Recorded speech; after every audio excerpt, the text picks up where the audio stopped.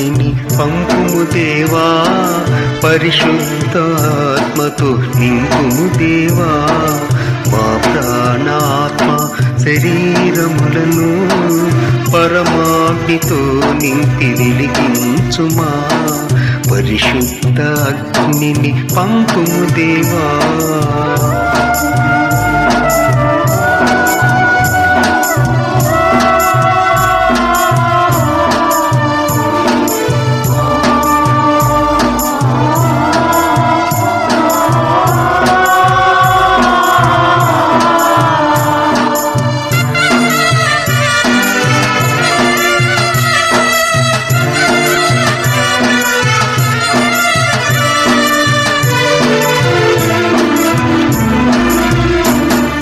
పెంటెకోస్తు పండు ఏదైనా చెడ్డాలు వాటికి ఎక్కువైపోయింది అనుకోండి, మరి అప్పుడు ఎట్లా లేచిపోతున్నాడు.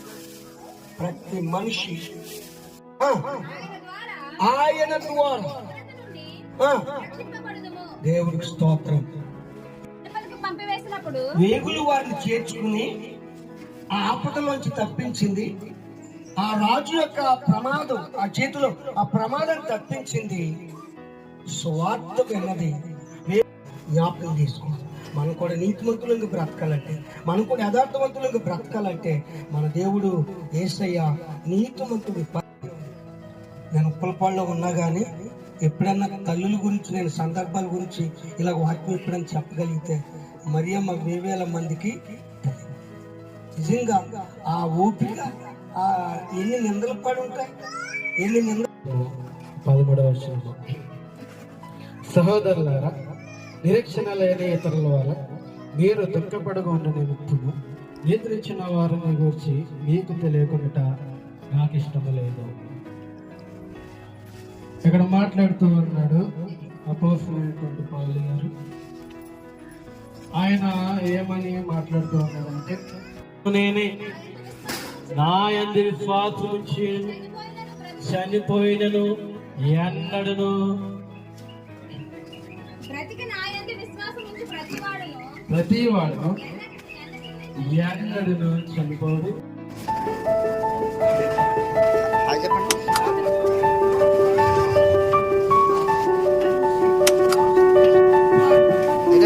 చూడాలి.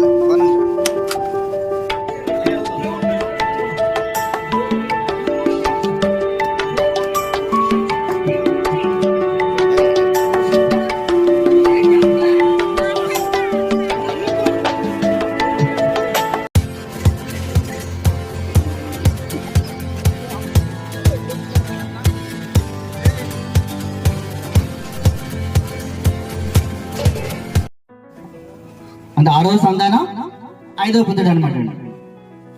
ఈయనకి అన్నయ్యలు పెదమాదయ్య గారు, చిన్నమాదయ్య గారు, సుబ్బారావు గారు, ఆశీర్వాదం గారు, తర్వాత ఒక సిస్టర్ అనమాట, అక్క అండి, మరియమ్మ గారు.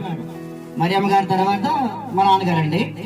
ఆ తర్వాత చివరన మార్తమ్మ గారండి.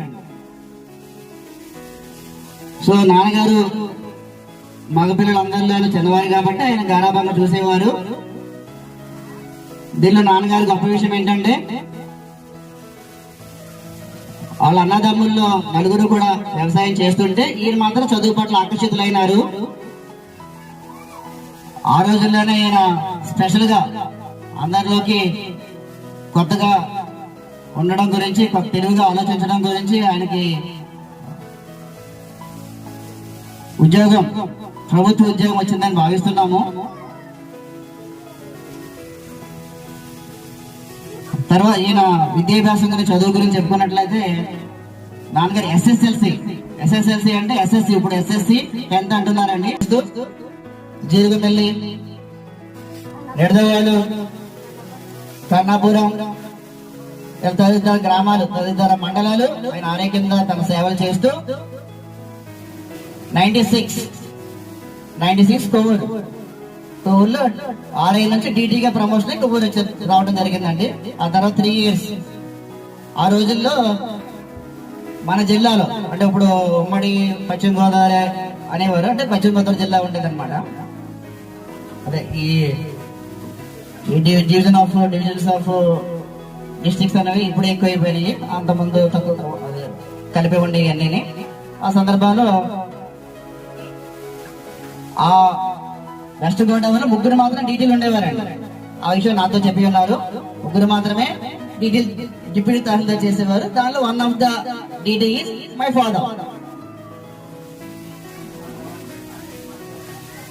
ఆ తర్వాత 1999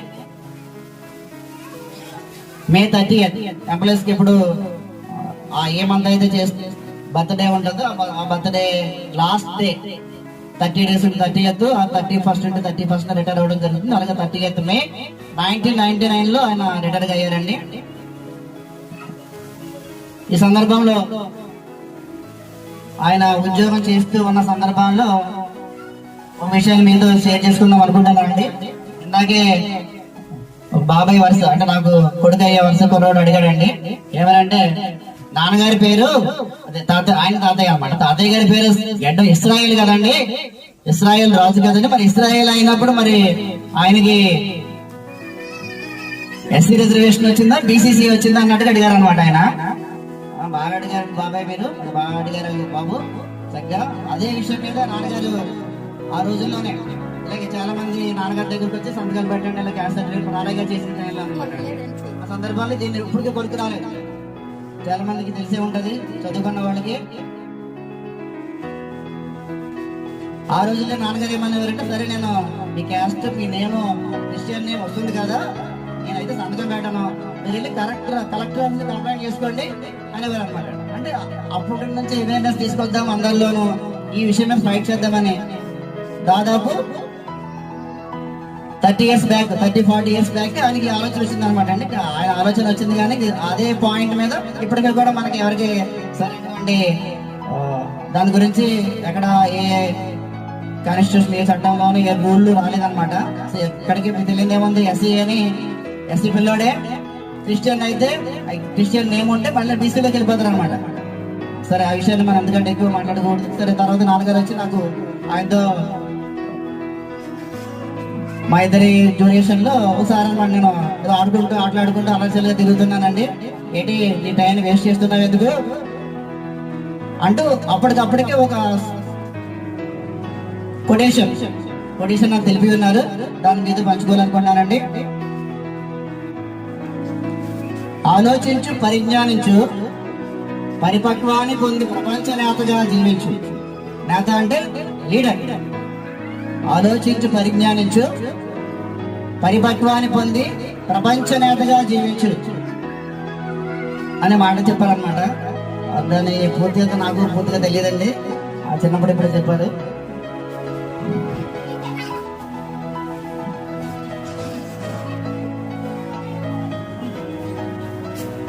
ఆ తర్వాత ఆయనతో చాలా అదే చిన్నప్పుడు నాకు ఎక్కువగా అదే బాగా చిన్నప్పుడు అయితే నాన్నకంటే భయం గట్ట ఉండేది అనమాట. ఇంక అన్నీ అమ్మతో చెప్పుకునేవాళ్ళు, ఇంకా అమ్మ నాన్నగారు చెప్తూ ఉండేదండి. కొంచెం పెద్ద అయిన తర్వాత ఇంటర్ డిగ్రీ అవి అయిన తర్వాత నేను గోపాలపురం 10th class చదువుతున్నప్పుడు ఇంగ్లీష్లో వీక్గా ఉండేవాడిని అండి. ఇక ఆ సందర్భం అంత దూరం కూడా నా దగ్గర నా కోసం వచ్చి నాకు ఇంగ్లీష్లో బాగా చదవడానికి కోసం కూడా ఆయన చెప్పి ఉన్నారు. ఆయన చెప్పిన ఇంగ్లీష్ నాలెడ్జ్ వల్ల నేను ఇప్పుడు ఉపయోగపడుతుందండి అది. ఆఫ్టర్ రిటైర్మెంట్ 1999 నాన్నగారు రిటైర్ అయ్యారు. ఆ రిటైర్ అయిన తర్వాత ఆయన జనరల్ గా రిటైర్ అయితే ఎవరైనా ఖాళీగా ఉంటారు. మేమైతే ఎప్పుడు రెస్ట్ దొరుకుతుంది, ఎప్పుడు ఖాళీగా ఉన్నా, ఎప్పుడు టీవీ చూద్దాం అన్నట్టు చూస్తున్నాము. కానీ ఆయన అలాగా ఎప్పుడు లేరండి. రిటైర్మెంట్ తర్వాత కూడా ఆయన ఏదో ఒకటి చేయాలన్నట్టుగానే ఆయన పాలిటిక్స్ లోకి ప్రవేశం చేశారు. సర్పంచ్ గా, ఎంపీటీసీగా, తర్వాత ఎమ్మెల్యేగా పోటీ చేశారు. అంటే ఆయనకి ఏదో చేయాలని కుతూహలం ఉండేదండి. తర్వాత అంతేకాకుండా ఆయన రచనలు కూడా చేశారు. నా ఓటు జీవితం, మనసు లేని మమతలు అనే 2 చిన్న రచనలు కూడా చేయడం జరిగిందండి. ఫైనల్ గా నేను మా నాన్నగారికి ఎంతో ఇష్టమైన ఈ సందర్భంలో మరి మన ప్రార్థనలో ఆ పాట పాడొచ్చో తెలియదుగా నన్ను క్షమించండి. దైవజనులకి ముందుగానే క్షమాపణ కోరుకుంటున్నాను. నాకు ఎంతో ఇష్టమైన అనమాట అంటే ఇక్కడ మన ఇల్లు ఉన్నప్పుడు అదే పాట పాడేవారు అనమాట. మంచం మీద పడుకుని భోజనం చేసిన తర్వాత వేసవికాలం మరి అప్పుడు ఆరు బయట ఉండేవాళ్ళం కదండి. అప్పుడు ఒక పాట పాడేవారు. నేను జస్ట్ ఒక లైన్ మాత్రమే పాడతానండి. ఈ పాటని మా నాన్నగారు ఆలకిస్తారని అనుకుంటున్నానండి. అగ్గిదొర అనే సినిమాలోని సాంగ్ అనమాట అండి ఇది.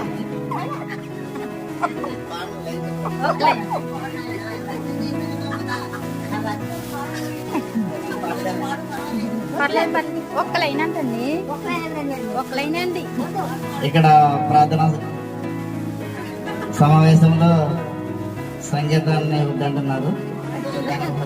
ఈ సందర్భంగా నాకు అవకాశం ఇచ్చిన దైవజనులకి, అమ్మగారికి మరొకసారి ధన్యవాదాలు తెలియజేసుకుంటూ ఇంతతో ముగిస్తున్నాను. థ్యాంక్ యూ అండి. చేసిన అందరికీ కూడా మరొకసారి ధన్యవాదాలు తెలియజేసుకుంటున్నానండి. కృతజ్ఞతలు, ధన్యవాదాలు, వందనాలు, నమస్కారాలు అన్ని తెలియజేసుకుంటూ థ్యాంక్ యూ అనండి. చాలా చక్కని సాక్షి గారికి అందరికీ వందనాలు, సంఘస్థులకు ప్రత్యేకమైనటువంటి వందనాలు. ఈ రోజున మా నాన్నగారి జ్ఞాపకార్థ గుడికి వచ్చేసినటువంటి అందరికీ కూడా బంధుమిత్రులకు నేను రావడం జరిగింది. సమయాతీతం అవుతుంది. సో వీలైనంత వేగంగా సుదీర్ఘమైనటువంటి ఉపన్యాసం ఇవ్వాలని, సుదీర్ఘమైనటువంటి మాటలు మాట్లాడాలంటే, ఒక వ్యక్తి గురించి నాతో ఏర్పడినటువంటి అనుబంధం గురించి మాట్లాడాలంటే గంటలు సరిపోవు, మీ అందరికీ తెలిసిందే. అయినప్పటికీ కూడా వీలైనంత తక్కువ సమయంలోనే మొత్తం విషయాన్ని కూడా క్రోడీకరించి మాట్లాడాలనే ఉద్దేశంతో మీ ముందుకు రావడం జరిగింది. సో కొన్ని అనుభవాల్ని నేను మీ ముందు పంచుకోవాలనుకున్నాను. మొట్టమొదటిగా మా నాన్నగారు మమ్మల్ని అందరినీ కూడా ఆదివారం వచ్చిందంటే చక్కగా వచ్చేవారండి. వచ్చి కూర్చోబెట్టి పుస్తకం తీసి చదవడం అంటే పెళ్ళింది ఉందండి. చదవడం అంటే ఎవరికైనా ఇంకా మా స్కూల్లో అయితే పిల్లలు మళ్ళీ రెస్పాండ్ అవుతారు. నేను చెప్పిన చదవమనేటప్పుడు నేను అనుకునేవాడు అనమాట. అయ్యో అప్పటి నుంచి సోమవారం ఇలా సోమవారం నుంచి శనివారం వరకు చూస్తున్నాను కదా, శనివారం కూడా చదవాలి. కానీ తర్వాత నేను పై చదువులకు వెళ్ళిన తర్వాత నాకు ఆ చదువు విలువ తెలిసిన తర్వాత రోజుకి 24 గంటలు మాత్రమే ఉన్నాయండి. ఇంకా ఎక్కువ గంటలు మనం చదువుకోవచ్చు కదా అనేటువంటి విషయం నాకు అర్థమైంది. సో నా బాల్యంలోనే చదువు యొక్క ఇంపార్టెన్స్, ప్రాముఖ్యత గురించి ఆయన చాలా దగ్గర ఉండి ప్రతిదీ కూడా పరీక్షించి పరిశీలించి మమ్మల్ని కొంతవరకు మేము ఇబ్బంది పడినప్పటికీ కూడా పైకి మాత్రం ఇవి కొంచెం తక్కువగానే ఉన్నట్టు ఉన్నాయని చెప్పేసి అనేవారు. కానీ మామూలుగా ఆయన మాట్లాడుకునేటప్పుడు, ఆయన మా అమ్మగారితో మాట్లాడేటప్పుడు పిల్లాడికి మంచి మార్క్స్ వచ్చే చక్కగా మంచి భవిష్యత్తు అయితే ఉందని చెప్పేసి చెప్పడం జరిగేది. సో ఆ విధంగా చదువు విషయంలో మాత్రం మా నాన్నగారు మాకు ఎంతో ముందుండి మమ్మల్ని అందరినీ కూడా ప్రోత్సహించేవారు, మమ్మల్ని ముందుకి నడిపించేవారండి. ఆ తర్వాత మరొక విషయం గురించి, నేను బిఎస్సీకి ప్రిపేర్ అవుతున్నప్పుడు, సో మీకు తెలియదు కాదు, ఒక గవర్నమెంట్ జాబ్ కట్టడం అనేది ఎప్పుడూ కూడా కత్తి మీద సాగులండి, అంత ఈజీ ఏం కాదండి. సో ఆ టైంలో అంటే నేను గవర్నమెంట్ జాబ్ కోసం ప్రిపేర్ అవుతున్నప్పుడు కొంతవరకు కూడా అంటే ఎలా ప్రిపేర్ అవ్వాలి, ఎలా వెళ్ళాలి, వాట్ ఈస్ ద వే అనేది నాకు పూర్తి స్థాయిలో తెలియనప్పుడు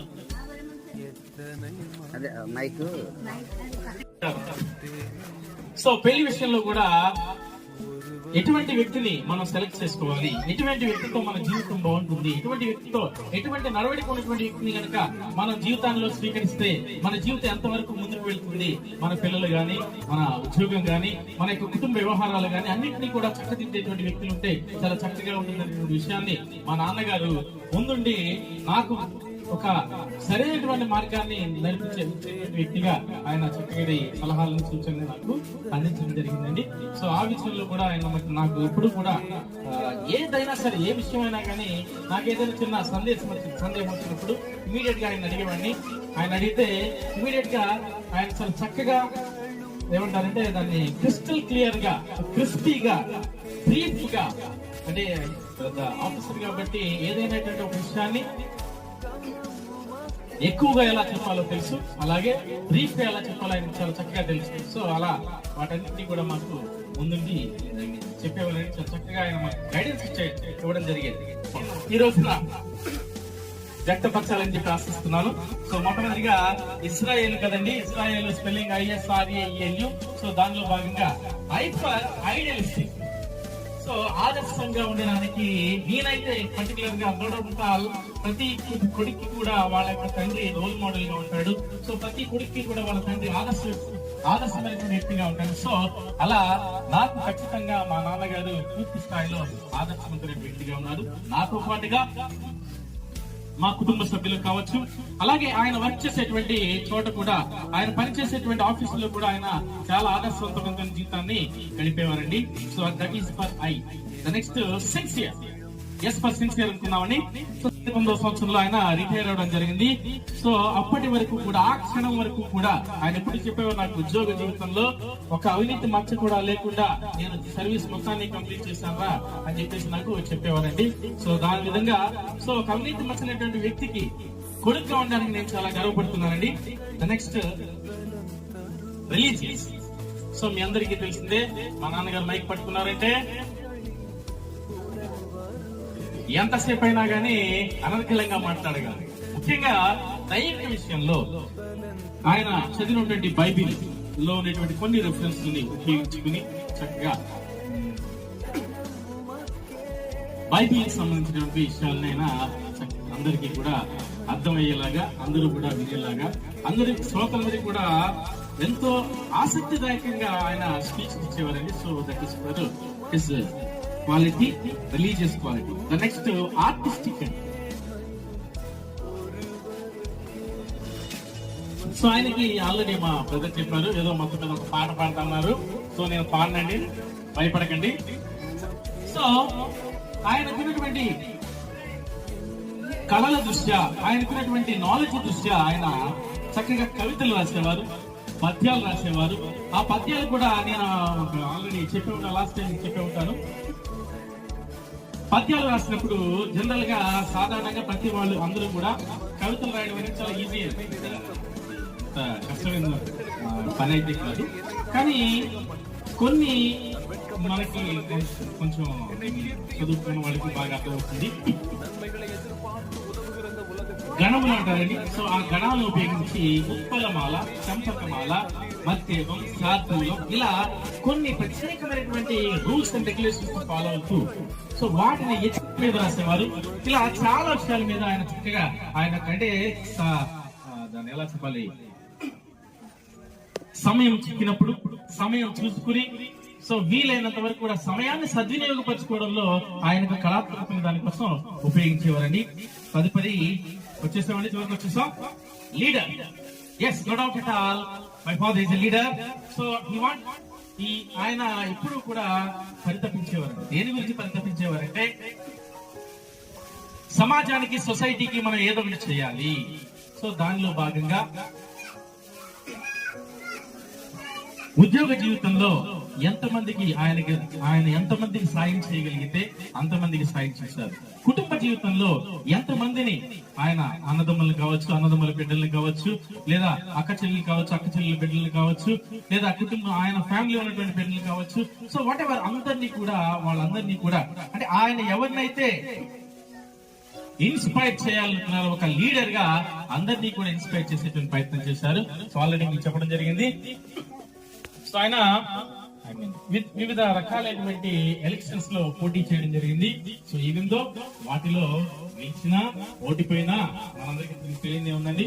ప్రయత్నం చేయడం అనేది మాత్రం చాలా ముఖ్యం. కాబట్టి సో మనం ప్రయత్నిస్తూనే ఉండాలి. గెలుపు ఓటములు అనేవి దేవుడికి మనం అప్పచెప్పాలి.